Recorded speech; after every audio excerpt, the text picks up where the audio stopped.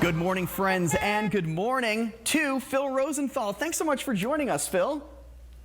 Happy to be here. How are we doing? You just strike me as just a very happy guy, and we see that in your show. You're like that in real life, correct? I think so. You'd have to talk to my family, but yes, mostly happy because I'm the luckiest guy you're ever going to look at.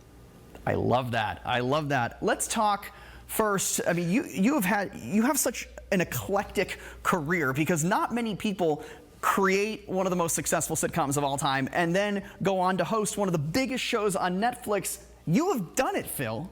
Again, luck. I now it's very strange for me to wake up at this age and find myself Taylor Swift.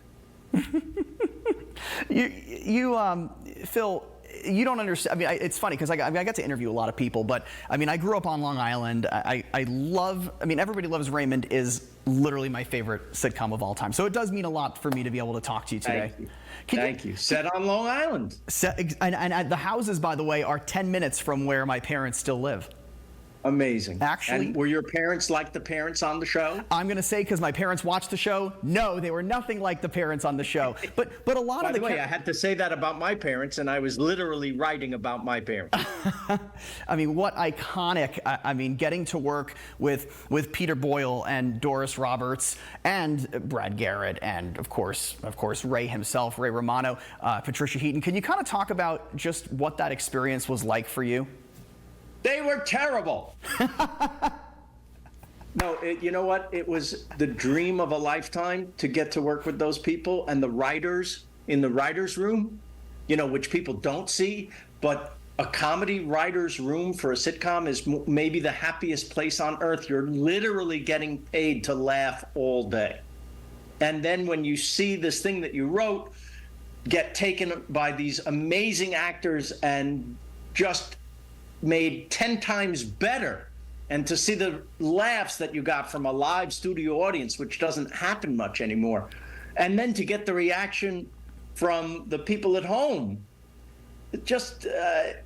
I always said it wasn't like hitting the jackpot. It was like hitting the jackpot over and over and over again.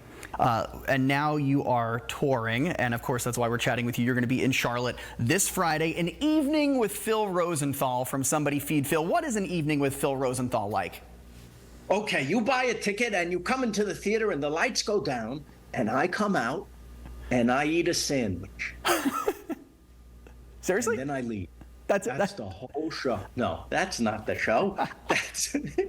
People actually think that I'm going to eat. I would buy a ticket though. I'd watch if somebody brings me a meal from a restaurant, I might eat on stage. But that's not the show. We show a highlight reel. Then I come out with somebody who's going to ask me questions about how the show got made, and I tell funny stories about not just the show but my life and Everybody Loves Raymond.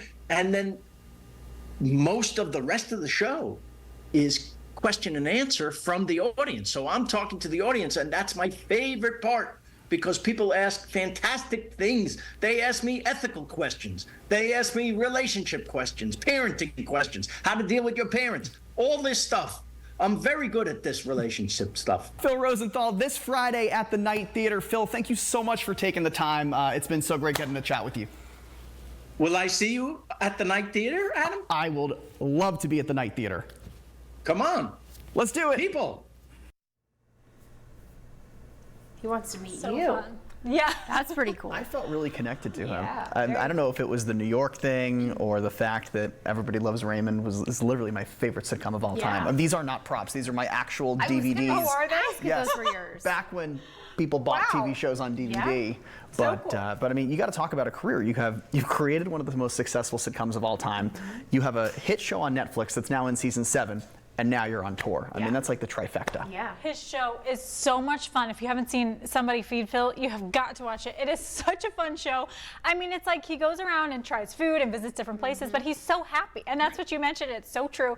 His personality is what absolutely makes that show. Yeah, and the direction of that show is really cool too, because you've got a guy that clearly sticks out like a sore thumb in most places that he goes, but I mean, he just embraces that. And again, like the way that they do it on Netflix, it's a great show. Yeah.